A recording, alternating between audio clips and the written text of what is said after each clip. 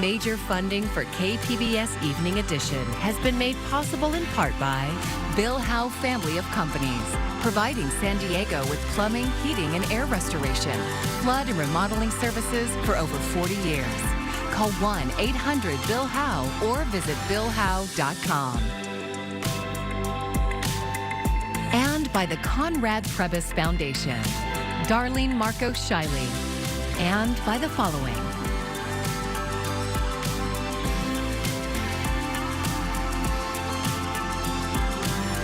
And by viewers like you. Thank you.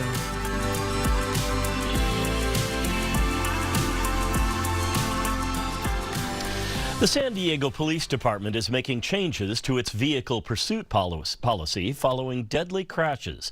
Thanks for joining us. I'm John Carroll, in for Maya Trabulsi. The changes come in response to recommendations by the city's Commission on Police Practices. KPBS reporter Katie Hyson says police denied one change commission members say is key to saving lives. SDPD agreed to make changes to how they track and report vehicle pursuits and to explore creating a vehicle pursuit review board. But Chief Scott Wall says he won't limit their reasons for starting the pursuits. If you don't have a vehicle pursuit policy, if you or if you had a very high threshold where there's felony or violent crime associated, then for the infractions and misdemeanors and everything in between, it'll be sending the wrong message, that it's okay to flee, there's no consequences. The Commission's policy recommendation said SDPD shouldn't start car chases for violations that don't threaten public safety. Things like unarmed car theft, speeding, or non-working headlights. Commission research found San Diego police start the majority of high-speed chases over low-level violations, including the one that ended in the death of 4-year-old Mason and 8-year-old Malachi Orozco Romero in December of 2023. At least 3 more people, including Officer Austin Machitar, died in SDPD vehicle pursuits while the commission reviewed the policy. Katie Hyson, KPBS News. It's been 2 years since the San Diego County Sheriff took office, and today she put out a report card on what's happened in the department on her watch. KPBS reporter Alexander Nguyen has the details.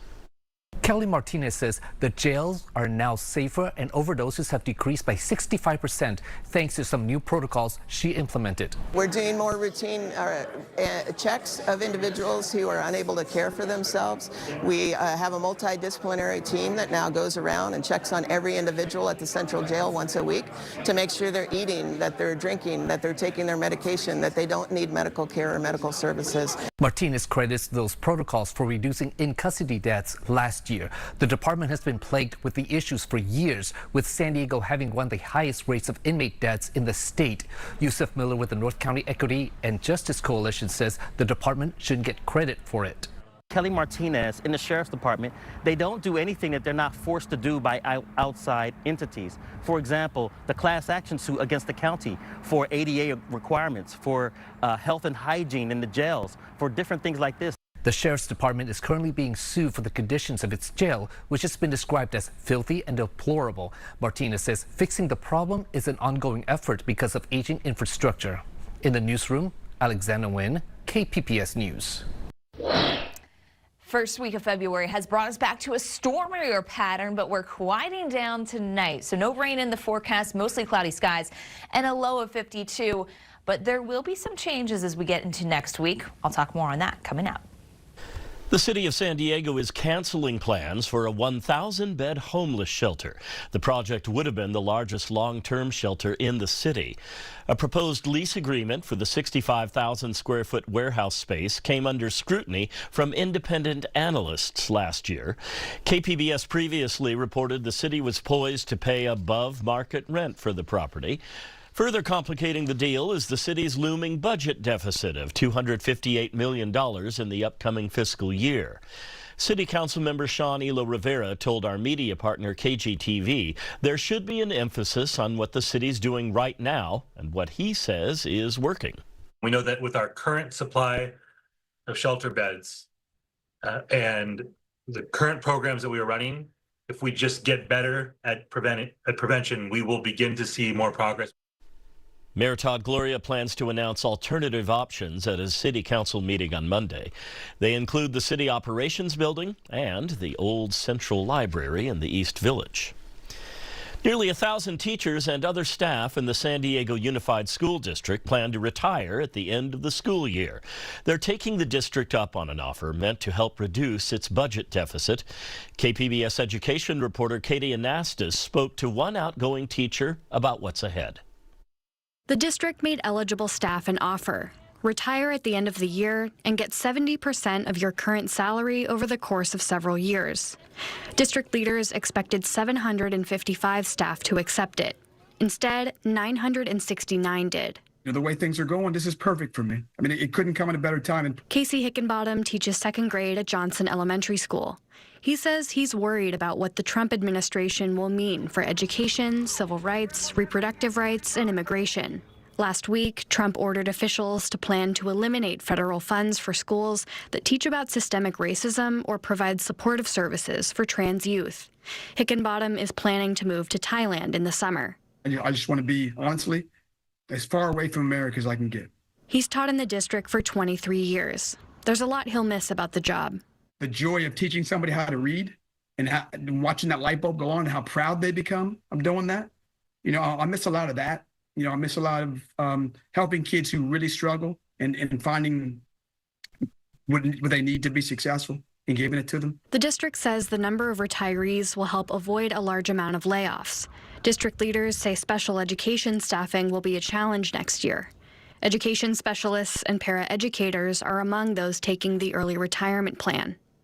District leaders expect enrollment to drop by about 750 students next year. If that happens, enrollment will have dropped by nearly 12% in the last decade. Fewer students means less state funding. We have an opportunity and need to take the opportunity to reshape our district and best align to our realities. The district is still looking for ways to close a $112 million deficit. Next, the district's central office and each school will work on their own budgets. The school board will hear an update in March and adopt a final, balanced budget in June. Katie Anastas, KPBS News. A federal judge is temporarily blocking the Trump administration from placing USAID employees on leave. The humanitarian agency had faced a midnight deadline. Laura Aguirre reports the back and forth is leaving thousands of workers reeling and the future of millions worldwide uncertain. Humanitarian assistance will stop.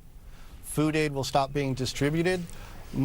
Medication to fight HIV will stop. A workforce of about 10,000 could drop to around 300, leaving a void that some warn U.S. adversaries could fill. Allowing others such as China, Russia, Iran, North Korea to fill this vacuum, it's had a devastating effect. Meanwhile, a federal judge paused the Trump administration's Thursday deadline on a deferred resignation offer to the federal workforce, promising full pay and benefits through September. A White House official says at least 65,000 workers have taken the deal so far. There are no guarantees in this proposal. There is no congressional appropriation to fund it. Members of Elon Musk's Department of Government Efficiency have accessed critical systems across the federal government, including the Treasury. Insight into their clearances and tasks conflicting. There is no tinkering with the system. They are on read-only.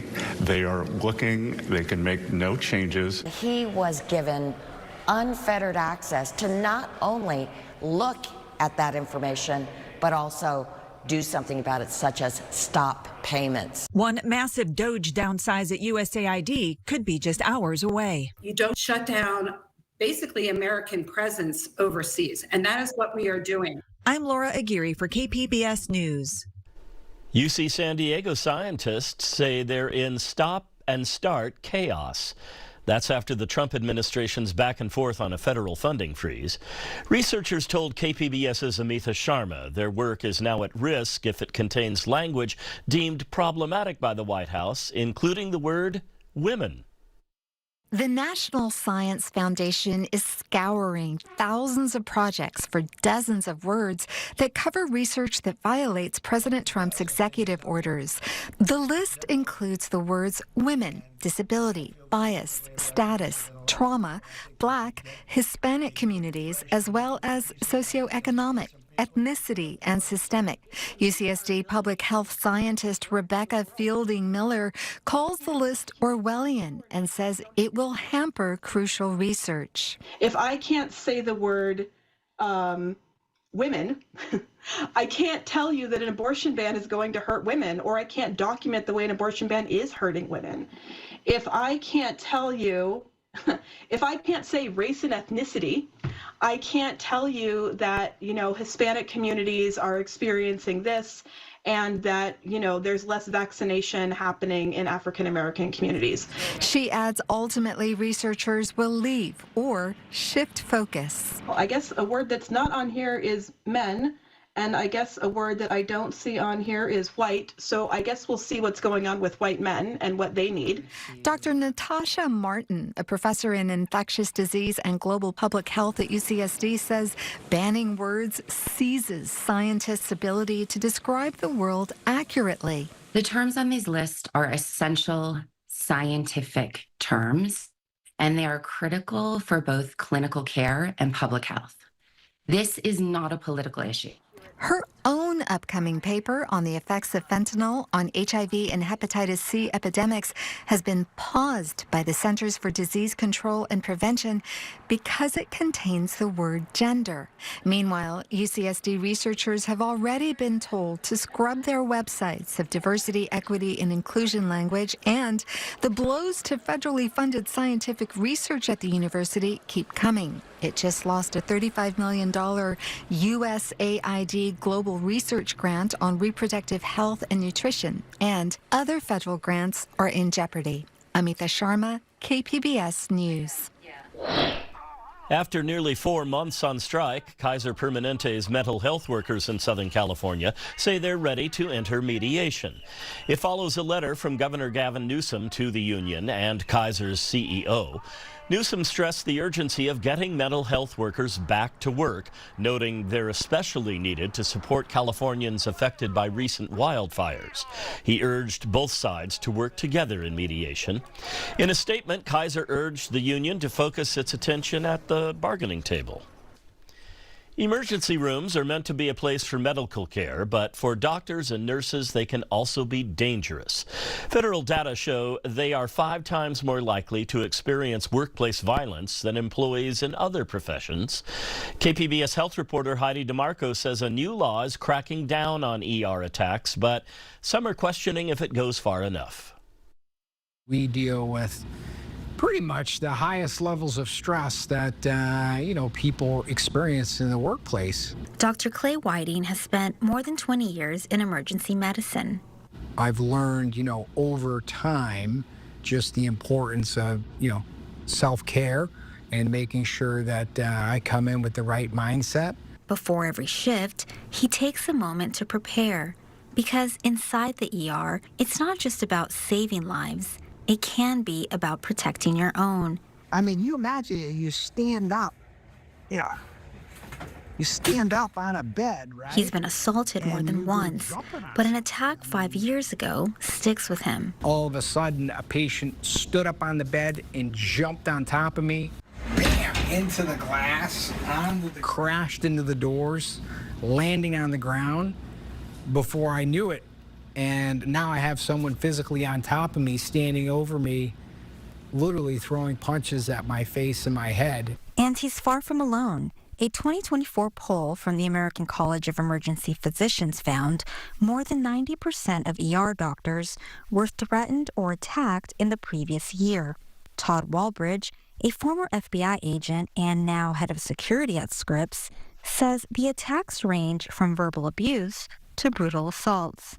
Using hospital medical equipment as weapons to punching, kicking, spitting, grabbing, hair pulling. But we're reducing that. This year, we were able to reduce hospital violence by 31%. It had been on the rise for 3 years prior to that. A 2024 report from National Nurses United found hospital violence is leading to healthcare workers leaving the field and staffing shortages. Whiting says he's cut his shifts by 25% because of the violence.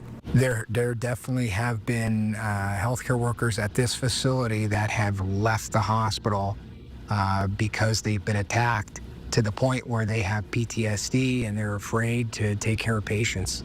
The nurses union says additional action is needed to protect healthcare workers.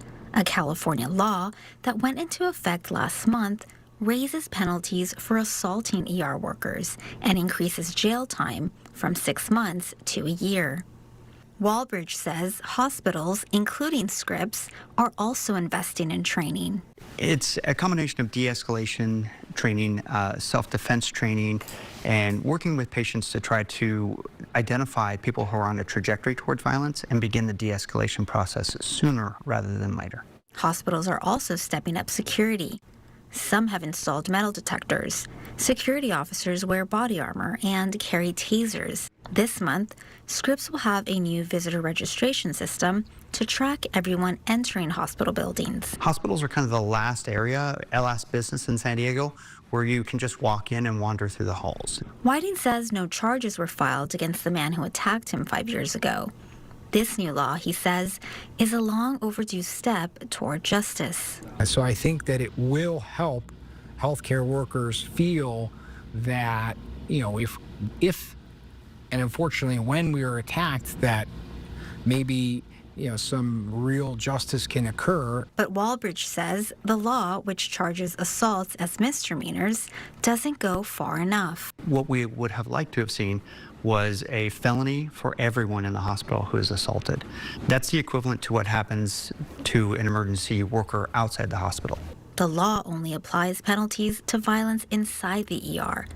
Attacks in other parts of the hospital are still treated as a lesser crime. Despite the risks, Whiting says he will keep showing up. When I begin each shift, I think it's important that the message that I try to convey and bring to the bedside is that I'm here to try to listen, help, and heal. I'm not here to judge. Still hopeful, still committed to care. Heidi DeMarco, KPBS News. Demand for popular GLP-1 drugs has skyrocketed.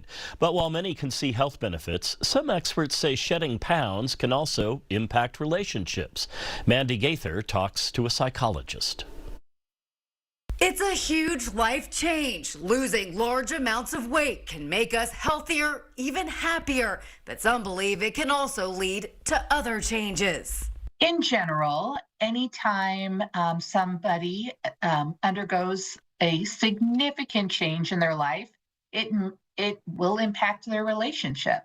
Psychologist Leslie Heinberg with Cleveland Clinic says that impact can be positive or negative. Since GLP-1 drugs are new, it's unclear how weight loss due to the medicine may affect relationships, but there are studies into the toll weight loss surgery can take. Although most relationships remain intact, there is a significant increased likelihood to get married in the 5 years after weight loss surgery, as well as an increased likelihood to become separated or divorced after bariatric procedures. Heinberg says negative impacts can happen when a partner isn't 100% on board with diet changes or shifts in physical activity. There may also be a change in sexual desire, which can put a strain on a relationship. To avoid problems with a partner, she says to find new, healthy ways to connect, keep the lines of communication open, and let them know how to support you. Most relationships weather the storm and find new ways to come together. For Health Minute, I'm Mandy Gaither. Concerns over immigration action is keeping some people at home, and it's causing a ripple effect on businesses. Michelle Gile reports from Orange County. Business is down 35% at Iguana's Mexican Food in Anaheim. Owner Claudia Terrones says it's fear that's keeping some customers from eating out. They're being scared about what's going on, especially with the immigration thing. It's the same situation a few doors down at another family restaurant, Brianna's Ice Cream, which has a large Latino clientele. The owner says sales are off by a third. For the past couple of weeks, people in the area have shared unverified stories about immigration officers making sweeps. What's keeping people away is, all the news that are going on social media and even on TV, about immigration raids and, about how immigration is going And they're not just going for criminals, but they're going for everybody. You know, if you look the part, if you fit the profile, they'll stop you and and they'll try to get you. And people are scared of going out right now. At Iguanas, the dishwasher's hours have been cut to keep costs down. It's a big situation where we, going through. I'm afraid that if we keep going like this, we might lose our business, because rent doesn't stop. Our bills or cost of goods and everything, it's more, than what it used to be before. Store owners say the impact is being felt throughout the community. Latinos don't only go and spend money on a Mexican restaurant, they go and spend money on an American breakfast restaurant, 7-Elevens, gas stations, so it affects everybody. As Black History Month continues, 5 local students are being recognized for keeping Dr. Martin Luther King Jr.'s dream alive. I dream that women won't be looked down upon one day. That one day, women will be treated with the respect that they are long due. Erica Womack is a freshman at Morse High School in Skyline. She's one of the winners of the San Diego Peace Coalition's Martin Luther King Jr. essay writing contest. Hundreds of students participated in the contest, which is about addressing contemporary challenges. Erica's essay focused on women's empowerment and challenging gender stereotypes. An example I could give is like dress code. It's like women are expected to have stricter restrictions just because of like a body they can't control. Erica and the other 4 essay winners will be recognized at a ceremony at the Calvary Baptist Church tomorrow.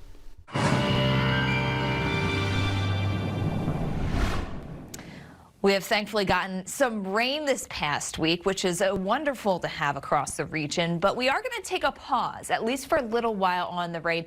That's not to say that it won't be coming back as we move through the month of February. Dry break into next week, so a lot of our 5-day forecasts will be dry as we get a warmer weekend in store, but beyond that 5-day forecast, we'll be talking about rain chances working back in towards the end of next week. So that'll be a little bit more excitement for us, and it even looks, at least for now, like it could potentially be a wetter pattern than what we've seen to start off the month of February. First up, though, tonight we head to 52 in the city as you look towards Oceanside, 47, 41 in Ramona, and Mount Laguna coming in to 44 for a low. A couple of clouds out there certainly by the coast, so those will start to wear off as we head through tomorrow. Still could be some high clouds coming in late. We're at 64 for the high in the city. Chula Vista 63 for you as you work your way towards Escondido, 66 for the high, and Borrego Springs making it back into the mid-70s for the afternoon. Next week, it's towards the end that we get another low pressure system to start to work its way in. A lot of that moisture will go into Northern California with the storm system taking aim there. But I do think we at least get in on some of the showers, maybe even some heavy rainfall. So this could be our next beneficial rain as we cruise towards the end of next week. That would be Thursday, Friday, even in towards the next weekend there to watch out for that. Towards the coast, pretty quiet trend and a mild weekend here. Temperatures holding on to the 60s as we move through. We'll start to trail off a little bit as we head into the middle of next week and add in some more clouds from that incoming storm system.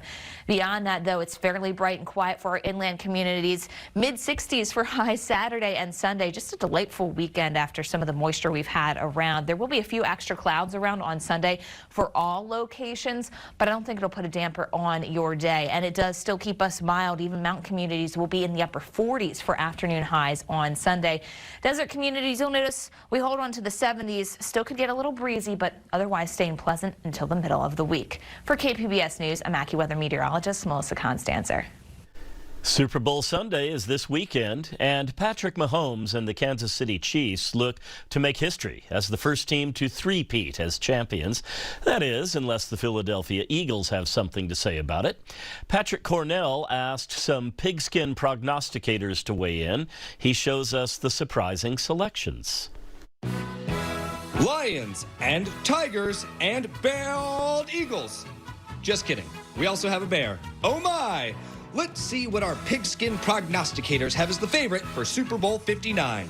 At Utah's Hogle Zoo, Vulcan the Lion upends the uprights of a treat-topped Eagles container, casting his vote for Philly to prevail. Next, a tiger named Misha toys with the bird box at the Blank Park Zoo in Iowa before finally settling on the Chiefs, predicting a trophy trifecta for Kansas City. How about a pair of Montana-based bears? The Cubs couldn't agree on one winner. Willie went with the team in green while George engorged himself on the KC Red Cake. Should be a fun Sunday for that sibling rivalry. Okay, here's a potential conflict of interest, but we'll let it fly.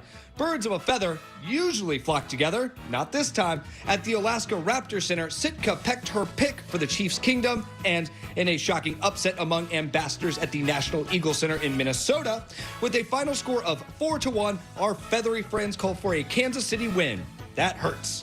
We'll see who is right on Super Bowl Sunday. Reminder, football fans aren't created, they are born. And this House Divided hopes their little labor of love will be here before the big game.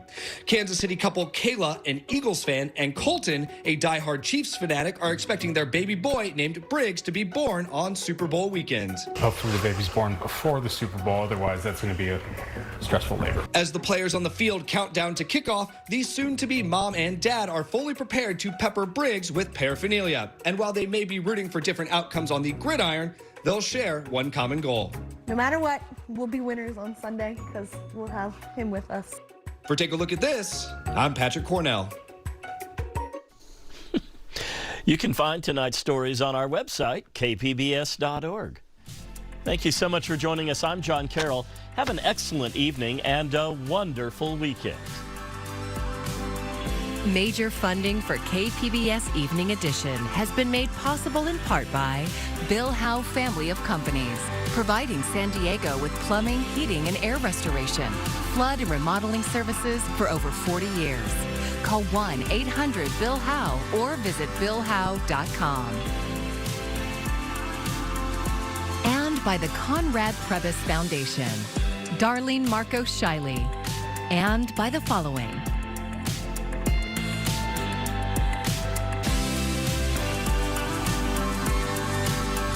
and by viewers like you. Thank you.